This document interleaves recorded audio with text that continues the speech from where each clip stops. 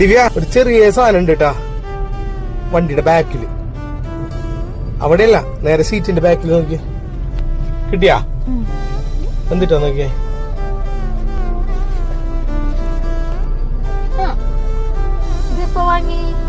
ഞാൻ ഇന്നലെ കാറിൽ എടുത്തു വെച്ചേക്കായിരുന്നു. എങ്ങനെയുണ്ട്? സെറ്റല്ലേ? ഇനി വീഡിയോസ് ഒക്കെ കലക്കൂല നമ്മള്. പൈസ ഒന്നും നോക്കണ്ട. സാധനം നന്നായിണ്ടാ, പക്ഷെ പൈസ കൊടുത്ത് മേടിച്ചല്ല.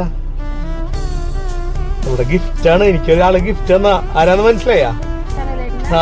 നമ്മുടെ സനിക്കുട്ടന്റെ ഗിഫ്റ്റ് ആണ് കേട്ടാ. എങ്ങനെയുണ്ട്?